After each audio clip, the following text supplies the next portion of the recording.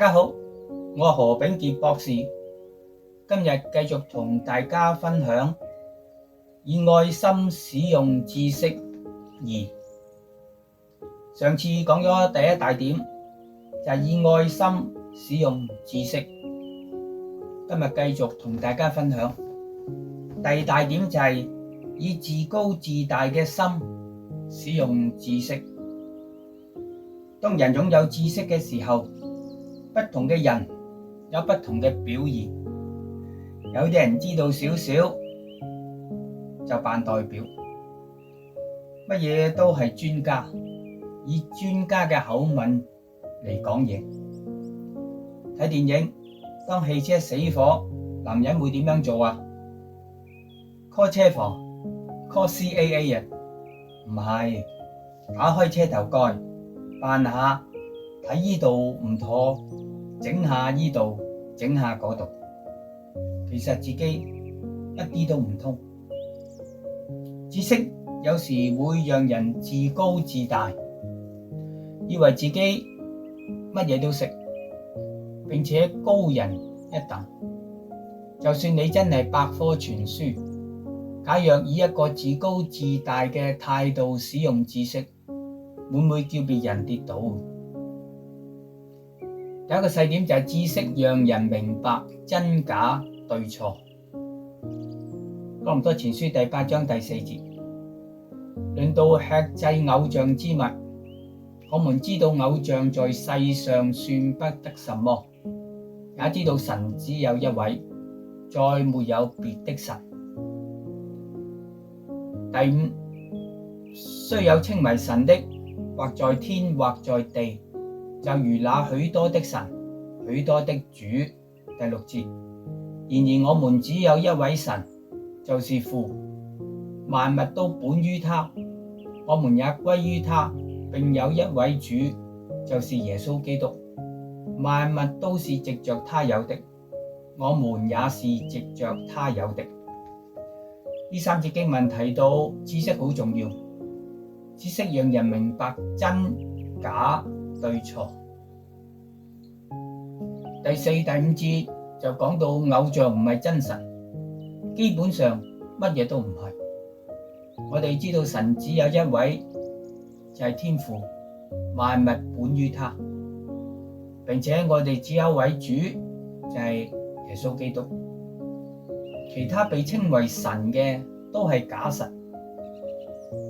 你認為呢個係唔係信徒應該有嘅知識呢？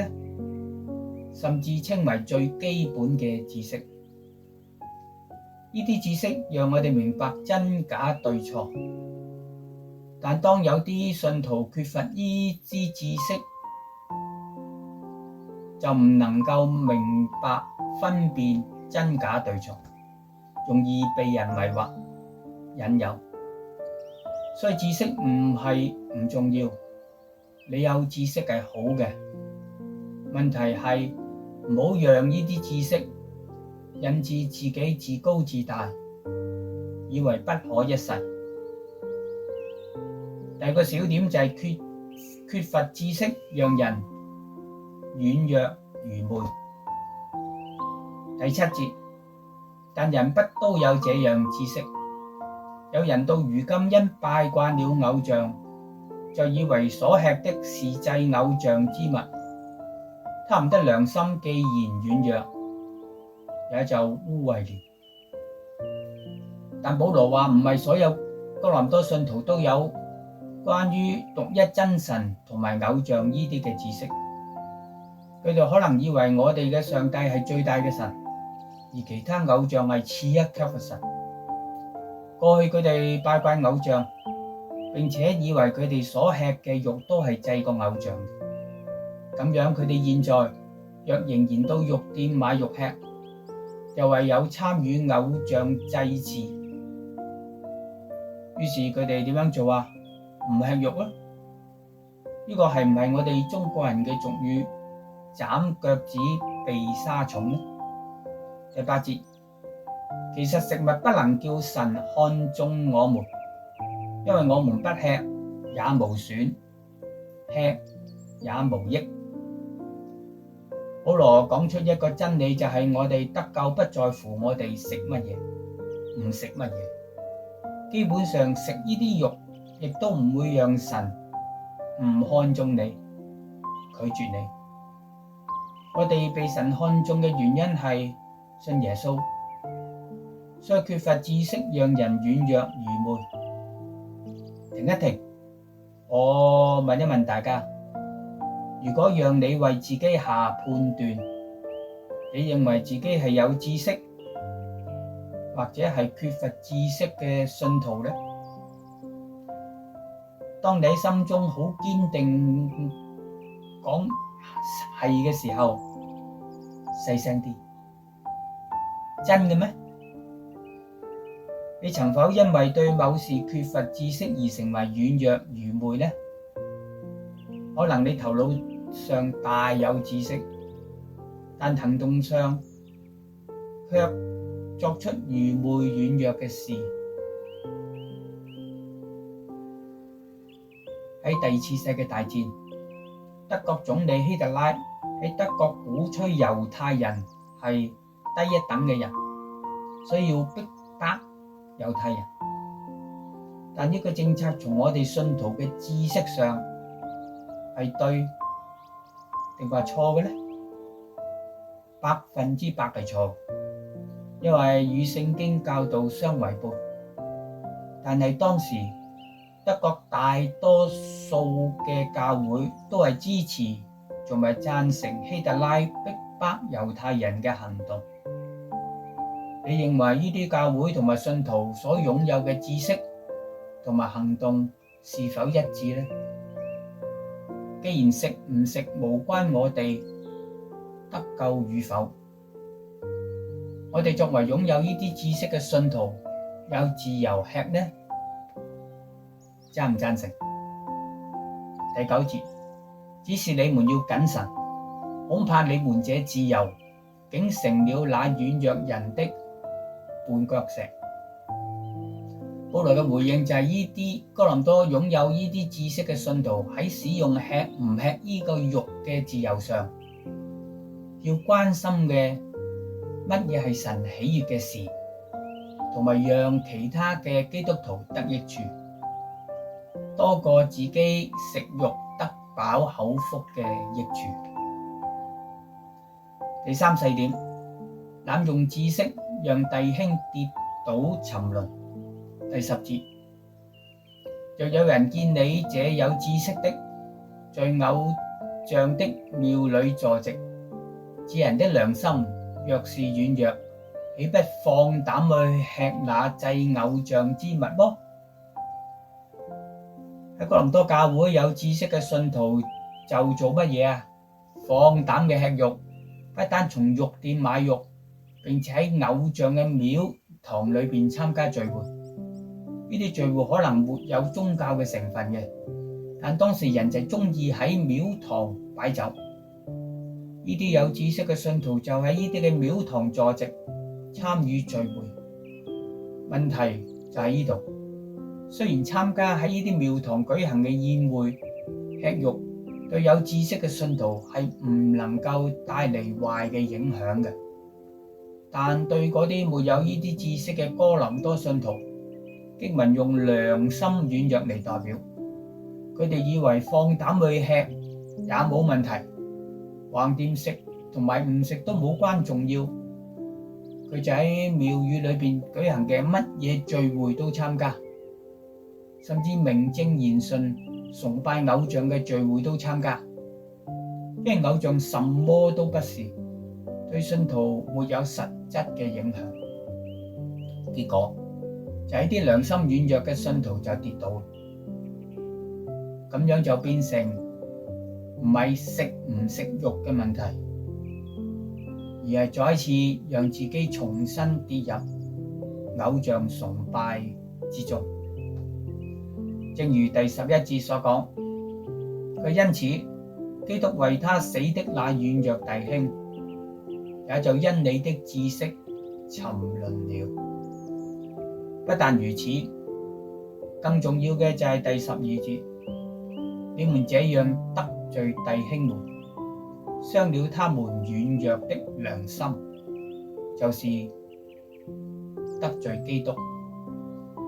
弟兄姊妹，當我哋濫用知識，讓弟兄跌倒沉淪，最終得罪嘅係我哋嘅主耶穌基督。最後嘅大點，第三大點就係以犧牲嘅心善用知識。呢啲擁有知識嘅哥林多人需要好小心點樣運用自己嘅知識同埋自由，同時唔會成為軟弱信徒嘅絆腳石。這並唔係事情對錯，而係關乎效果嘅問題。你諗一下，保羅有沒有呢啲知識呢？你都有，佢必定有。咁樣，若保羅身處哥林多呢個嘅城市，佢點樣做啊？係咪好似經文上所講，那啲有知識嘅信徒就喺廟裏坐席呢？第13節，所以食物若叫我弟兄跌倒，我就永不吃肉，免得叫我弟兄跌倒了。保羅話佢不但不參加呢啲聚會，更進一步，以免信心軟弱並且缺乏知識嘅弟兄跌倒，佢放棄自己食肉嘅權利。佢話我就永遠不吃肉。呢個就係以犧牲嘅心嚟使用知識嘅一個嘅好嘅例子。世上有啲事係中性嘅，但當世人將呢啲事用喺唔好嘅方面，我哋就唔好因為我哋嘅呢方面嘅知識同埋我哋嘅自由而去做呢啲嘅事。好簡單嘅例子，亦都係中國人最普遍嘅例子，就係打麻雀。你哋有冇打麻雀嘅呢？教外嘅人以打麻雀為賭博，但有啲人話老人家打麻雀就可以鍛鍊頭腦。咁你可能話我哋信徒打麻雀，但唔打錢就唔係賭博啦，純係娛樂鍛鍊頭腦，冇咁易患老人痴呆。於是無論喺家中團契聚會就打麻雀鍛鍊頭腦，甚至舉行麻雀王大賽。咁樣你以為其他教外人非信徒點樣睇我哋？今日講到總結就係以愛心使用知識，互相建立。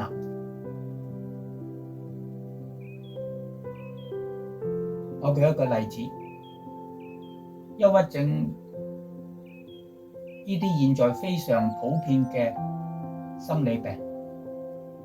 知識告訴我哋要想法正面啲，交託神，多啲祈禱，不要掛慮，就會好啊。但對患呢啲心理病嘅人，佢哋想做，亦都做唔到。你若以自己擁有知識，用呢啲知識指正呢啲病人，只有帶嚟佢哋痛苦，病情加重，不會帶嚟醫治。呢個時候最好嘅就係用極大嘅愛心，多聆聽，少說話，特別係少提意見。應該做乜嘢，做乜嘢。中國人嘅俗語，此時無聲勝有聲，都係佢哋祈禱，與佢哋同行呢段嘅路。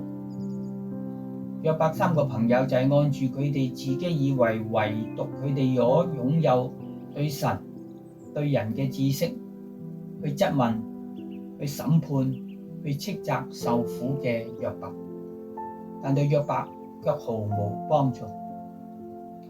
最後神要審判呢個以為自己大有知識，以致好心做壞事嘅3個人，要佢哋求約伯為佢哋向神祈禱，至能夠得到饒恕。弟兄姊妹，今日嘅教導可以喺我哋嘅生活中不同嘅層面應用，在我哋以愛心使用知識，互相建立。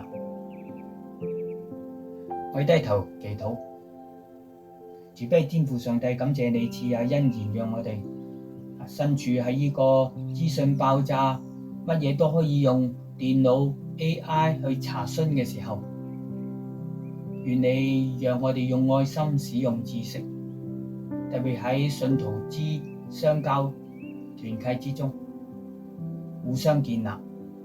願天父帶領保守，祈禱奉耶穌名而求，阿門。多謝各位，再見。